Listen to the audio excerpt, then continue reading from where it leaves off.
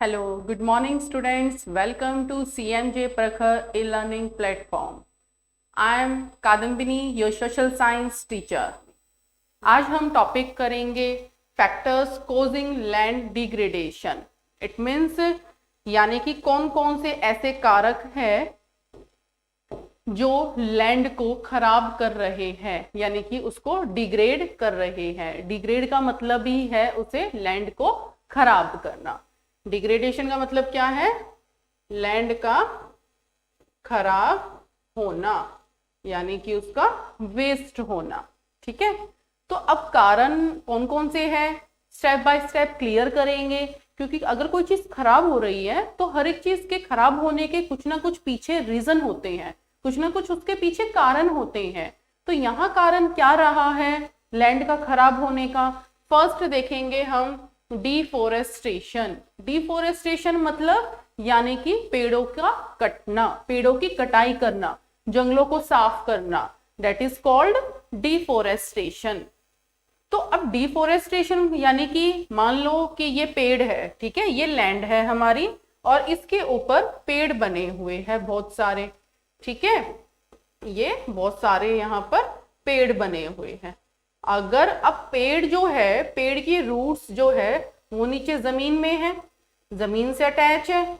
ठीक है, जो पेड़ है वो लैंड के ऊपर ही होते हैं, जमीन के ऊपर ही तो पेड़ होते हैं ना, कोई हवा के ऊपर तो नहीं होते उड़ते.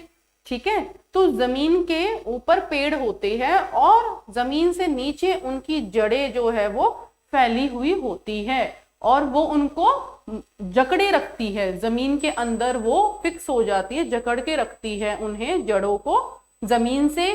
तो अब जब हम ऊपर डिफोरेस्टेशन करेंगे, जब हम उसको काटेंगे, पेड़ों की कटाई करेंगे, तब जो लैंड है वो भी खराब होएगी. ठीक है, बार बार हम डिफोरेस्टेशन कर रहे हैं तो जो जमीन है और जो उस पे सॉइल है, फर्टाइल है, वो भी बिल्कुल खराब हो जाएगी. ठीक है, तो ये है हमारा डिफोरेस्टेशन.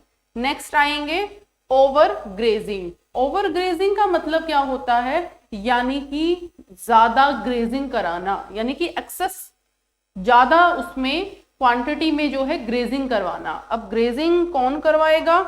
ग्रेजिंग या तो एनिमल्स करते हैं. ठीक है, ग्रेजिंग कौन करेगा? एनिमल्स करेंगे. तो अब जैसे मान लो ये लैंड है, ठीक है, इसके ऊपर जो है ग्रासेस है. ठीक है, ये ग्रासेस है इसके ऊपर. अब जो ये ग्रासेस है वो ग्रासेस ग्रो कहाँ होती है? लैंड पे होती है, सरफेस एरिया पर होती है. तो वो ग्रासेस जो है लैंड के ऊपर होती है, एनिमल्स आके उन्हें क्या करते हैं? ग्रेस करते हैं, उन्हें चरते हैं. ठीक है, उन्हें चरेंगे. अब जितना ज्यादा वो ग्रेजिंग करेंगे उतना ज्यादा जो लैंड है, जो सरफेस एरिया है, उसे खराब करेंगे वो. ठीक है, तो ओवर ग्रेजिंग भी एक कारण है जो लैंड डिग्रेडेशन करता है. क्लियर है ये? अब नेक्स्ट देखेंगे हम. नेक्स्ट क्या है? नेक्स्ट है हमारा माइनिंग एंड क्वायरिंग. ये क्या होता है? यानी कि माइनिंग करना. फॉर एग्जाम्पल ये हमारा लैंड सरफेस एरिया है और इसके ऊपर हम माइनिंग कर रहे हैं, खुदाई कर रहे हैं. ठीक है, बड़ी बड़ी मशीनें होती है ना, कभी देखा होगा आपने, रोड के ऊपर बहुत बड़े बड़े जो है गड्ढे कर दिए जाते हैं, होल कर दिए जाते हैं. माइनिंग में जो बड़े बड़े गड्ढे कर दिए जाते हैं. तो जो माइनिंग होती है वो मोस्टली किस चीज के लिए यूज होती है? वो होती है मिनरल्स के लिए. ठीक है, मिनरल्स को बाहर निकालने के लिए माइनिंग की जरूरत पड़ती है. तो अब माइनिंग करते हैं तो माइनिंग करेंगे और उसमें खुदाई करेंगे, क्वायरिंग. ठीक है, खुदाई वगैरह करते हैं और उसे यानी कि पृथ्वी पर, जमीन पर बड़े बड़े गड्ढे छोड़ देते हैं, जो कि एक नुकसानदायक चीज होती है. एज ए उसमें कोई भी इंसिडेंट भी हो सकता है. तो माइनिंग से क्या है? जो ऊपर का सरफेस जो एरिया है वो खराब होने लगता है, लैंड डिग्रेड होने लगती है हमारी. क्लियर है ये? नेक्स्ट है हमारा over irrigation making land saline and alkyne. इसका मतलब क्या है? यानी कि ओवर इरिगेशन. ओवर इरिगेशन का मतलब जैसे कि लैंड के ऊपर हम खेती करते हैं, ठीक है, हम क्रॉप्स ग्रो करते हैं तो पानी भी देते हैं ना, हम फसलों में पानी देते हैं, खेतों में पानी छोड़ते हैं, तो क्या होगा, वो हम एक्सेस रूप में जो है खेतों पे पानी छोड़ देते हैं। तो फॉर एग्जाम्पल जैसे कि ये हमारा लैंड एरिया है, सरफेस एरिया है, इस पे हम क्रॉप्स जो है वो ग्रो कर रहे हैं। ठीक है, क्रॉप्स ग्रो कर रहे हैं हम यहाँ पर। अब क्रॉप्स ग्रो कर रहे हैं तो पानी हमने यहाँ पर फ्लो कर दिया। ठीक है, पानी बहुत सारा हमने यहाँ पर फ्लो कर दिया एक्सेस रूप में।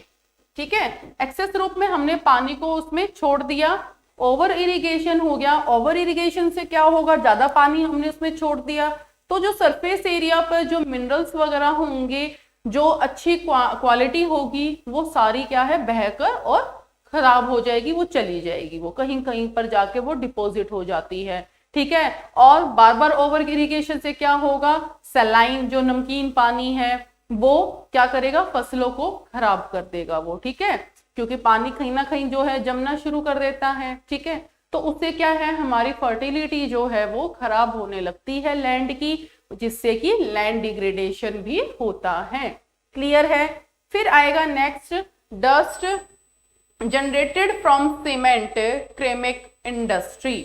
इट मीन्स कि जो हमारे इंडस्ट्रीज वगैरह है, सीमेंट इंडस्ट्रीज वगैरह है, अब सीमेंट इंडस्ट्रीज में क्या होता है, डस्ट जनरेट होता है, dust generated from cement industries. तो अब उसमें क्या है कि हमारा जो डस्ट है वो क्या करेगा, लैंड को खराब करेगा। ठीक है, जो डस्ट है हमारा वो जनरेट करता है, कौन जनरेट करता है, सीमेंट इंडस्ट्रीज जनरेट करती है, जिससे क्या है, वो सारा जो डस्ट है वो डिपॉजिट कर देते हैं लैंड के ऊपर, और लैंड जो सरफेस जो एरिया है उसे उसको खराब करने शुरू कर देता है। क्लियर है। तो अब जो इंडस्ट्रीज वगैरह है, बड़ी बड़ी सीमेंट इंडस्ट्रीज वगैरह है, अब वो क्या करती हैं, अपने साथ जितना भी डस्ट मटेरियल वगैरह होता है वो एक जगह पर उसको डिपॉजिट कर देते हैं। ठीक है, तो ये है हमारा dust generated from cement ceramic industry. Next है इंडस्ट्रियल एफ्लुएंट्स। इट मीन्स कि जो इंडस्ट्रीज है वो जितना भी, जैसे ये थोड़ा रिलीवेंट है, फिफ्थ पॉइंट से रिलीवेंट रखता है ये थोड़ा, तो क्या है, जो इंडस्ट्रियल वगैरह है, जो ऐश, उनमें जो डस्ट वगैरह होता है वो क्या करता है, वो इफेक्ट करेगा। वो इफेक्ट किसको करेगा, लैंड को करेगा। जितना कूड़ा कचरा करकट वगैरह होता है वो क्या करता है, वो सभी लैंड पे उसको डाल देते हैं। जैसे कि लैंड पॉल्यूट होता है, ठीक है, जैसे एयर पॉल्यूट होता है तो लैंड भी पॉल्यूट होता है इससे, तो लैंड की जो फर्टिलिटी होती है वो डैमेज होनी शुरू हो जाती है, जिससे क्या है, लैंड डिग्रेडेशन होता है। तो इंडस्ट्रीज का भी सारा इफेक्ट जो है, नेगेटिव इफेक्ट जो है, वो हमारी लैंड पर देखने को मिलता है। क्लियर है ये। ओके, नेक्स्ट टॉपिक पे चलते हैं।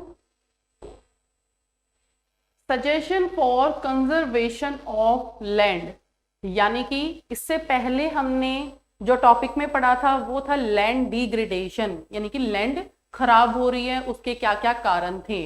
अब जो इस टॉपिक में है, इस टॉपिक में बात करें सजेशंस की, कि क्या क्या सुधार करें, कैसे हम उसको मैनेज करें, जिससे कि हम कंजर्व कर सकते हैं लैंड को। कंजर्वेशन मतलब उसका संरक्षण, यानी कि उसको हम बचा सकते हैं, यानी कि संरक्षण,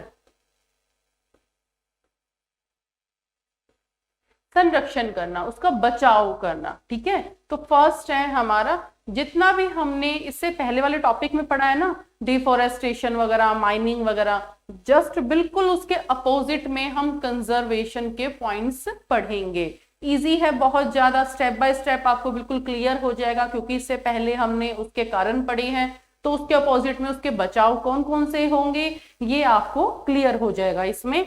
तो डिफोरेस्टेशन था, हमने पहले पढ़ा था डिग्रेडेशन के अंदर। अब जो है एफॉरेस्टेशन है, ओके, इससे पहले वाले हमने लैंड जो डिग्रेडेशन था उसमें हमने डिफोरेस्टेशन पढ़ा था। अब कंजर्वेशन में हम उसका अपोजिट में एफॉरेस्टेशन पढ़ेंगे। इट मीन्स पेड़ लगाना। उसमें तो हम पेड़ काट रहे थे, ठीक है, जिससे कि लैंड डिग्रेड हो रहा था। इसमें हम पेड़ लगा रहे हैं, जिससे लैंड कंजर्व हो रही है, यानी कि बच रही है। तो एफॉरेस्टेशन मतलब कि पेड़ ज्यादा से ज्यादा लगाना चाहिए हमें, तो हम लैंड को सुरक्षित कर सकते हैं। दूसरा है प्रॉपर वे में हमें जो ग्रेजिंग है उसके लिए मैनेजमेंट रखनी चाहिए। इट मीन्स कि हमें एक पर्टिकुलर एरिया रखना चाहिए जिसमें हम ग्रासेस वगैरह लगा के और उसमें ग्रेजिंग करा सके। ये नहीं है कि एनिमल्स जो है वो खुले में घूम रहे हैं और किसी भी लैंड पर जाके, किसी के भी खेत में जाके और वो जो है ग्रेजिंग कर रहे हैं। इससे प्रॉपर मैनेजमेंट से क्या हो जाएगा कि एक पर्टिकुलर एरिया में ही वो एनिमल्स ग्रेजिंग कर सकेंगे। ठीक है। थर्ड है shelter belts of plants, stabilisation of sand dunes by planting thorny bushes. It means कि हमें क्या करना चाहिए, ज्यादा से ज्यादा जो है हमें लाइन में जो है प्लांट्स ग्रो करने चाहिए, यानी कि शेल्टर बेल्ट, यानी कि एक छत के नीचे यानी कि एक शेल्टर होना चाहिए और शेल्टर के जस्ट नीचे जो है हमें प्लांट्स जो है वो लाइन में सीक्वेंस में बिल्कुल लगाने चाहिए, 1 बाय 1। जैसे इसमें लगा दिया हमने, फिर इसके बाद यहाँ लगा दिया, इसके बाद यहाँ, यानी कि एक लैंड पर एक लाइन में हम जो है क्या कर रहे हैं, प्लांट्स ग्रो कर रहे हैं। और थॉर्नी बशेज, इट मीन्स जैसे कि कहीं कहीं पे आपने देखा होगा ना, कहीं कहीं पे थोड़ी थोड़ी जो है थॉर्नी बशेज लगा दिए हैं। आपने देखा होगा थोड़ा सा बंजर टाइप में जो होती है धरती, जो भूमि होती है बंजर टाइप में, तो दूर दूर राजस्थान साइड में आपने देखा होगा दूर दूर कटेली ऐसे झाड़ियां सी होती है, ऐसे दूर दूर दूर। ठीक है, तो वो होती है हमारी थॉर्नी बशेज। तो हमें स्टेबलाइज करना चाहिए हमें ज्यादा से ज्यादा जो है हमें शेल्टर बेल्ट्स में प्लांट्स ग्रो करने चाहिए और थॉर्नी बशेज का इस्तेमाल करना चाहिए। फिर है proper management of waste land, यानी कि जो वेस्ट लैंड है, जो खराब यानी कि जो धरती है, जो भूमि है, उसको हमें प्रॉपर वे में मैनेज करना चाहिए। इसमें गवर्नमेंट को जो है इसमें प्रॉपर मैनेजमेंट करके और वेस्ट लैंड को यूटिलाइज में लेकर आना चाहिए, यानी कि उस पे हम कोई ना कोई चीज जो है वो बिल्ड कर दे जिससे कि लैंड डिग्रेड ना हो। नेक्स्ट है कंट्रोल ऑफ माइनिंग, यानी कि इसमें मैनेजमेंट मतलब यानी कि इसमें कंट्रोल करना चाहिए माइनिंग के ऊपर। तो ये सारा कंट्रोल कौन करेगा, गवर्नमेंट मैनेज करेगी माइनिंग को, यानी कि उसको कंट्रोल करेगी। ठीक है, ये नहीं है कि जहां पर नीड नहीं है वहां पर भी माइनिंग होती जा रही है, जहां पर रिक्वायरमेंट है वहीं पर ही हम माइनिंग करें। और माइनिंग आफ्टर माइनिंग के बाद हमें देखना चाहिए कि जैसे माइनिंग के बाद हम बड़े बड़े गड्ढे हैं वो छोड़ देते हैं, तो उसको भी पूरा हमें देखकर और उसको पूरा उसका इंतजाम करके उसको फिल करके और तब हमें आगे बढ़ना चाहिए। तो कंट्रोल करना चाहिए माइनिंग पे। और लास्ट है discharge of industrial effluents and waste after treatment, यानी कि इंडस्ट्री से जो भी सारा वेस्ट आ रहा था, हमने से पहले पढ़ा था ना कि वेस्ट वगैरह जो मटेरियल्स वगैरह होते हैं वो डिपॉजिट हो जाते हैं लैंड पे, जिससे कि वो लैंड डिग्रेड होता है। तो हमें जो डिस्चार्ज हो रहा है, जितना भी मटेरियल जो है सीमेंट वगैरह इंडस्ट्रीज वगैरह से या और किसी इंडस्ट्री से जितना भी वेस्ट निकल रहा है, उस वेस्ट को हमें रिसाइकिल बीन करके और उसको यूज में लेकर आना चाहिए। क्लियर है, ये है हमारा लैंड कंजर्वेशन कि लैंड को कैसे हम सुरक्षित रखें। क्लियर है, ओके। नेक्स्ट टॉपिक जो है हम नेक्स्ट क्लास में करेंगे। तब तक के लिए धन्यवाद, हमारे साथ ऐसे ही बने रहिए। हमारी वीडियो आपको पसंद आई हो तो लाइक और शेयर कीजिए और हमारे चैनल को सब्सक्राइब कीजिए।